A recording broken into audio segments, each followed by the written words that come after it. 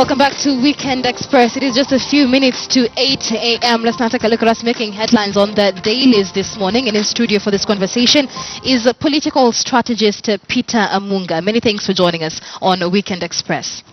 All right, so Amunga, let's begin with what's making headlines on the Sunday Standard this morning. And on the front page there, Uhuru and Raila recall tussle of fallen CS. So that was the emotional send-off of the late Interior CS Joseph Nkaissery yesterday. And in that funeral, we saw President Uhuru Kenyatta and NASA leader Raila Odinga come together, seemingly in a show of unity. But before we move on, your thoughts on the legacy left behind by Joseph Nkaissery? Yeah, actually, it was quite a sad day, but the legacy that Nkaissery leaves behind is a big legacy, because Nkaissery comes out as a person who stood for what he believed in. He comes out as a person who worked for Kenyans tirelessly, who devoted his life, and so his burial was befitting for a king, for a person who worked for us, who worked for this country, who served his constituency and the nation at large. Right. And what amazed me as they read his eulogy is his vast experience and training as a military soldier and expert. I just was impressed. It was impressive. Right, and of course, a lot was said, but many Kenyans like the fact that there was that show of unity, especially between President Kenyatta and Raila Odinga. Yes. This is one of the things that his family and friends said he wanted. He only wanted unity and peace for the country. Very good. And the fact that that brought them together, a very good show of unity. Yes, and it came out when you looked at the whole event. You'll notice that the president was calm. Even the leader of opposition, Hon Raila Odinga, was very calm, very composed. All the speeches were wonderful, apart from the few things that I saw somebody dash towards the casket. Yes, but everything else was so well done. Even focusing on the speeches that were given, the most notable was one by President Uhuru Kenyatta, asking both his supporters and supporters of opposition leader Raila Odinga to put aside their differences. This, of course, stemming from the wave of political intolerance that has been witnessed this past week. But as a political strategist, do you think this is, that wave of intolerance is a precedence that is being set ahead of the elections, or was it just a one-off situation? I don't think it was just Kenyans, as I keep saying, have evolved. The Kenyan voter right now is a person who is very enlightened. They know what they want. Many of them have decided on whom they're going to vote for. When you look at the opinion polls, we are talking about maybe around 8% who are still undecided. So at the end of the day, the Kenyan voter knows what they want in this election. And what happened in Homa Bay and what happened was it in Murang'a, Thika? Yes, it was just unfortunate, and it looked like more like a revenge of maybe by a few organized youths or some youths who are called in to maybe play that kind of role. But the Kenyan voter, the person who's going to vote, is a person who wants peace. And if you look at the president's speech yesterday, I like even when he brought in the issue of talk about the social media. The president said that when you insult one another on social media, he's adding no votes completely to this election. And I think he's very right. Kenyans, we need to calm down. In fact, most of the hate and the messages that we see that seem to emanate from are mainly on social media. And most of them hide behind a keyboard and believe that nobody knows them, nobody's seeing them, and maybe they're just doing it for fun. But at the end of the day, the Kenyan voter has decided on what they want to do. They know what they want, and if anything they want after August 8th, they want everything to continue running. Yes, because life continues. But let's focus on an Infotrak poll that was released, not very, I believe it was yesterday or the day before yesterday, saying that even as much as the campaigns are continuing, there seems to be a very large number of undecided voters in the Western region, which has been dubbed as a swing region, so to speak. But the Western region many times has been deemed as traditionally as an opposition stronghold. What could be the underlying issues there? Western region is actually is a very democratic region. The voters in Western have always voted on either side. You remember last time Musalia Mudavadi was on the ballot paper as a presidential candidate, but still he did not get all the votes from Western. Wamalwa Kijana at the same time never got, even Martin Shikuku. Right. So Western province at the end of the day becomes a province whereby the voter there seems to be a very enlightened person, seems to be a person who knows what they want, and they are still, I think the reason why we still have got almost 8% according to the opinion poll. The first opinion poll showed that we have 8% undecided voters. That's a very big number. This recent one was showing that that around 40 or 49 to 50% do not know whom they'll vote for as their senator in Kakamega County, do not know whom they'll vote for as their woman rep in Kakamega County. They don't even know whom they'll vote for as their governor. So meaning they are still deciding, they are still making up their mind on who they will decide to vote for. Now the reason why I think that is happening, Michelle, is because the Western region needs a person to really give them the facts and the reasons why they should vote for that person. It still is an open ground. Both Jubilee and NASA have a chance, and a very big chance what are in Western Kenya. The dynamics for both Jubilee and NASA? Because in looking at NASA, they have the equation of Musalia Mudavadi and Moses Wetangula, something that many would think would consolidate that Western vote, so to speak. Why has it been so difficult for the opposition? It's difficult because, you see, NASA is a coalition of several parties. Among them is ANC, Amani National Congress. Right. This one is run by Mudavadi. Then there is Ford Kenya, which is Wetangula's. Now these two are Luhya, or they are Western region, or Luhya for that matter, parties. And then ODM is considered as a party that has been brought in, and is also part of, they have been identifying with themselves with it. But still, ODM has not been able to consolidate all these other parties that are within Western region. So it happens that there's been a lot of infighting. You go to even political rallies in Western Kenya, you discover when an ANC candidate stands up, the others from maybe say Ford Kenya or from ODM, they seem not to want to identify with this. So there's still a lot of divisions and a lot of infighting between the affiliate parties of NASA within Western region. Right. Everybody's looking for supremacy. And let me say this. Musalia Mudavadi's party called ANC needs enough numbers in parliament during the next parliament, if it's possible, from Western province. The same way Wiper is getting several tickets, several governors, several maybe MCS, several members, women reps, and all this, so that they qualify for the party kitty fund. There's a fund that is constitutionally awarded to every political party, but you have to meet some threshold. So you must have some number of people in parliament, number of senators, number of governors. Now, will Ford Kenya be able to get those numbers? Will ANC be able to get those numbers? And those are the questions that are affecting the Western region. So ODM may get a number of those voters. And you see, ODM is not really considered as a Western party per se. Let's also focus on the fact that they're preaching on the six-piece voting, which might even bring issues with the ANC and the Ford Kenya. But what chances does Jubilee have in this Western region? Jubilee now comes in as what you used to hear some time back, nilipita katikati yao, such that as these people are wrangling and fighting over this and that, now Jubilee comes in and it passes katikati yao, because it's able now to pick the fallen votes and the other things. And you see, Jubilee is in Western Kenya strategically, because President Uhuru Kenyatta needs maybe 25% from one or two counties within Western Province for him not to go for any runoff. So if he can get, for example, in Bungoma we have Governor Lusaka, who is in Jubilee, and he seems to be doing very well according to the opinion polls. You also go to Kakamega, you go to Ikolomani constituency, which is right in Kakamega town, Kakamega County. There is Mumias East of Benjamin Washari. You see Jubilee is actually seemingly winning in some of those areas in terms of when you go on the ground, you listen to the voters in Western, you start seeing that kind of thing.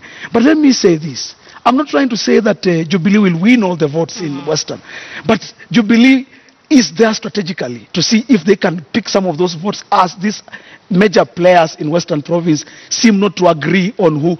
Let me say this, Michelle. Are you aware that in Bungoma, where Senator Wetangula, a co-principal of NASA, he's running for senatorship. Right. Can you imagine that there's an ODM person competing him for that very seat? He's on Ford Kenya. So it's quite a So tussle, you see, that's especially quite, within the it is quite a opposition tussle, outfit. yes. Right. It happens even in Vihiga, where ANC party leader, Mr. Musalia Mudavadi's governor, who is supposed to be his governor, is facing a lot of competition from the ODM candidate and Ford Kenya candidate. So you see, these things now leave a chance for another party, a third player, who is now Jubilee, to come in and pick a few things from here and there. All right. That And is of course, strategy. there's the question as to whether it is healthy competition, whether it will be detrimental to the opposition outfit as a whole. That is NASA. But we'll come back to that. I want us to move on to page 8 of the paper here. Yes. And just before we get to the main story, at the bottom there, IEBC to ask for extra security in clash-prone region zones.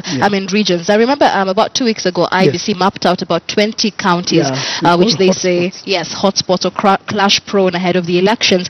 And you're, of course, asking for extra security there. But the question has been, many of these spots that have been mapped out by IEBC, it happens that every election period we have an issue in those regions, and so it's not really an issue of deploying security at the last minute. Why is it that these issues are not being dealt with as soon as an election is over? Yes, honestly, there are a lot of dynamics that are going on. You see, even when you read that story very well, some of the reasons now they are mentioning the deployment is in places like Lamu, Wajir, and we all have been following what's happening in Lamu. It's not just security because of the hotspot this time. What I'm seeing here is mainly, but they are trying also to make sure that there'll be safety for the voters as they go to the polling station. Say in Lamu, we saw a whole PS being abducted in Lamu. So IEBC must put extra security measures for some of those areas. But when talking about hotspot regions, we saw the stone throwing in Thika, we saw in Homa Bay. Those kind of things should not be allowed. And I tend to think IEBC cannot assume that places that we've been seeing even during the nominations. We saw some hostilities in some areas. We saw in Migori. We saw in some places in Siaya. So we need to IEBC needs to be very careful so that we don't have those kind of clashes on the voting day, and if possible during the counting period, the tallying period, which may follow August 8th. Right. Of course, the hope is that there's no clashes at all. Yeah, actually, that's the prayer that everybody no clashes at all. Yes. All right, so let's focus again on that page then. That's a report. Stage being set for the big debate as doubts cast on Ruto. So the stage is now set for the first presidential running mates debate, which is tomorrow. This, even as the organizers await the confirmation of some of the candidates, among them Deputy President William Ruto. And of course, this is the very first presidential debate for running mates that we've seen in Kenya. A lot of people waiting to see what will go down. What are your expectations? First of all, the organizers of this debate have needed to come out very clearly. You can't have over 12, or is it 8 or 12? I can't remember the exact figure. Those are 8 candidates. Yeah, 8 candidates, all of them debating on a platform like this one for maybe just a period of 2 hours or 3 hours.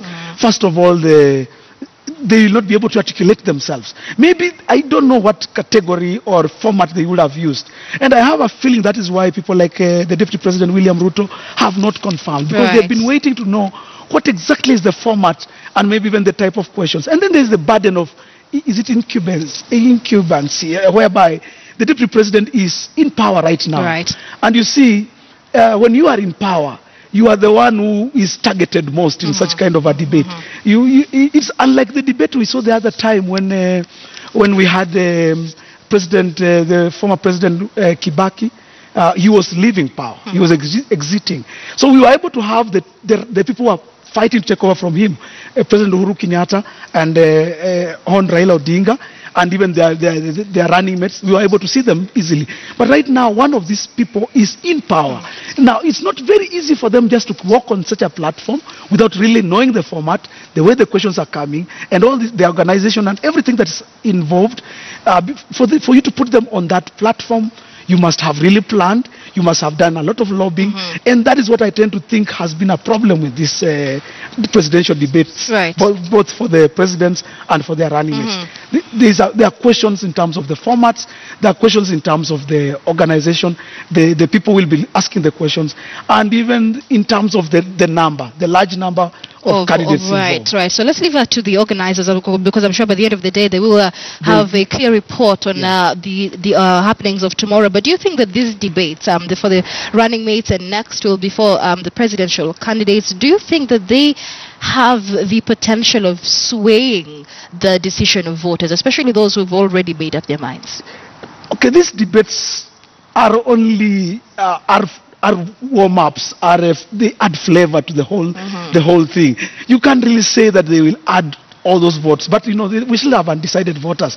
But all I tend to think is that they're just a matter of show, there's a matter of just flamboyancy, just a matter of let's see what's our candidate saying. It's like football. Football, soccer, when you watch the English Premier, whereby there's this warm-up stage when you see before the teams play, you start seeing them warming up in the field. You start hearing what's on the lineup, who is going to be playing today, who is in the defense, who is the striker. So all these kind of things, all this kind of flamboyance is just about a matter of spicing up the whole game. So that by August 8th, we will be able to really talk about. But unlike the American presidential debates, right, we in Kenya, we've already made up our minds based on very many other factors. So we already know where we are. What about the undecided 8%? Maybe this is the debate they're waiting for, to make up their minds. That is it. Maybe this 8%, you may get 1 or 2% make up their minds after watching those kind of debates. Right, and of course, even when it comes to undecided voters, there's always that question of what options did you give them? Did you give them the option of all the 8 presidential candidates, or did you give them the option of just what the country would term as the two-horse race? But let's move away from that and take a look at it as we wind up on page 15 of the paper. The executive is hell-bent on killing judicial independence. This is an opinion piece by Makau Mutua. And we know his pieces to be quite hard-hitting. And he says, take it or leave it. Uhuru and Ruto are furious over the court ruling on the Al Ghurair tender of presidential ballots. But this is a conversation that has been going on for about 2 weeks now, and it doesn't seem to be going anywhere just yet.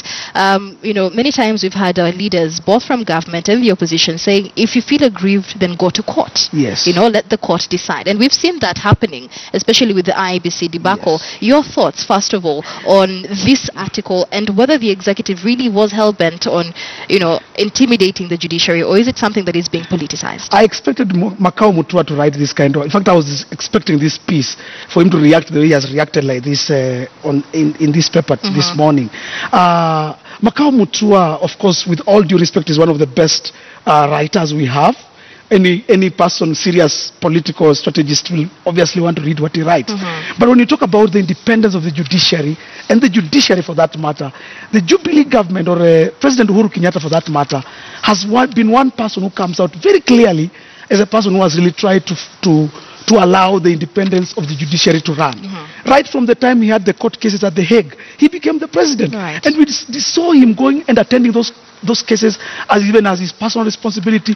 We didn't see him miss even one single session and claim that he can ignore the courts. We have seen this country obey almost all the court orders that I've seen them come across, including the most recent ones whereby we saw the court make rulings, some of them not very favorable to the government. Now, I want to say this. The reason why I thought, or as a political analyzer, I looked at everything that was happening and the statements that President Uhuru Kenyatta made and his deputy made sometime back in Baringo over this issue, I think the question was why this a certain judge whom they even named, as they said he was even related to one of the lawyers, and all these things started coming out. And also at the end of the day, the question that also came about was, do the opposition candidates want an election this year or not? Because if we go this area of going to the court and court injunctions and doing this and stopping that, we may delay the election date. We may stop a few things from happening. But look at what the opposition argues. I mean, they argue, yes, it is a constitutional provision that we must go to the elections every 8th of August, but we cannot just go to the elections for the mere fact that we have to go to the elections. There must be clear set rules and procedures. The constitution must have been followed. And so, just in terms of just putting the court or the judicial system on the spot, do you think that they are giving the right kind of judgment and guidance that would stop a party from going back to court for an appeal? Yes, the main thing is this.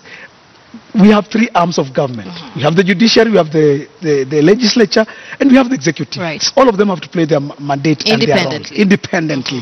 The president, as the executive, with his deputy, they have another constitutional mandate, which is they took an oath to protect this constitution. Right. This constitution also gives them the mandate to tell them that on 8th of August there has to be an election. So as the judiciary is making their announcements and their rulings, the president also and the executive also have their mandate to tell this country that despite all those things, I have the mandate as your president to ensure that you go to elections on August 8th. All right. We know even somebody may go to court tomorrow and even say, oh, something is wrong. Even the day of the election, somebody may even go to court and try to stop the election. Somebody may go to court even as the elections are going on and say something is wrong. But you see, also as the executive, we have to have the executive also make a decision and be seen to also make a fair decision. But just before we end on this topic, I need to say something. I need to say that the judiciary in this country needs not to fear anything. We've not seen anything that seems to arm twist or to hoodwink the judiciary. This matter already, as we speak, again is back in court. There is an appeal which is running. There will be a ruling on Thursday this coming week. So at the end of the day, the judiciary is still playing their role, and we'll still be waiting to hear what the ruling will be on Thursday. All right, so let's wind up on page 21 of the paper. Group raises red flag over low voter education. It is just 21 days to the general election, and the election observers group say that the IBC voter education drive stands at only about 56%. It should be at 100% if we're 2 weeks from the elections. So they're talking about the crucial facts of voting that many Kenyans don't know. We cannot, run away from the fact that the level of illiteracy, especially in rural areas, is quite high in the country. There's issues of the fact that illiterate voters must be helped in terms of voting, and the helpers must also take an oath. These are issues that many Kenyans don't know. But do you think that this article is spot on? Has IBC done enough of voter education? IBC has been doing a lot of firefighting. IBC has played a lot of firefighting roles, and coming out as just, either in court, either this tendering problem, or we saw the Isaac Hassan Commission being removed. Chepukati comes in, and we are seeing all these shenanigans. They are the core mandate of IBC. We are missing to see it. And actually, I've been to the rural this weekend. I was away in the villages, and one of the things I noted very clearly is that even the boys we see, even some of them with the border boys we see in the villages, some of them are not even aware how the biometrics will be working. They're not aware of how many of the villagers are not even aware about how they should identify themselves at the polling station. And this is the interesting part about it. And according to the opinion poll that we have just been witnessing, many of our people do not understand the roles of the people they'll be voting for. They don't know what the woman rep is going to be, the role she's going to be playing for them. They're not aware the colorings and the differences in the ballot boxes. Last year, I remember last time we had an election, at least we were told clearly a yellow, for example, box will be the presidential one, a green one will be for this and that, a blue one will be for maybe the member of the county assembly. Right now, as I speak to you, we are not even aware, is there some different labeling of the ballot boxes? What is the first box one will come across? All these things are not yet reaching the public. And IBC is sitting pretty in their offices, and they are not yet reaching out to those villages. And this report is spot on. There's a problem. All right. So the question then would be, what more do we want as Kenyans for IBC to do when we don't have much time? Respect our independent commissions and institutions. Build them. Give them capacity. And this is where I differ sometimes with some of my friends in the opposition. Let us stop fighting these independent commissions every time, putting them on their defense every day, so that they stop doing their mandate, and they are ever in court. They are trying to answer this. They are trying to defend themselves from that. The mandate of IEBC is for voter education, ensure we have a free, credible election fair. Not every time in court can we concentrate as Kenyans and give these people their time to do their job. And let me say this, Michelle. Time has reached us Kenyans. I heard Abduba Diba, one of the presidential candidates, saying that many of us tuko kichwa ngumu sana. We are hard-headed. Everything small we are questioning, we are fighting, we are doing all this kind of thing. And at the end of the day, we are doing too much firefighting at the expense of the core business that we are supposed to be doing. Right. Too much drama, too much show at the expense of the real thing. So priorities is what we need to get first. Let's get the priorities done. Many thanks. Peter Amunga is a political strategist joining us here for the paper review on Weekend Express. Let's take a short break now, but do stay with us. When we come back, we'll be focusing on your health. And this morning, we're focusing on the Health Digest report by our medical correspondent, Dr. Masi Kurir, on children living with HIV.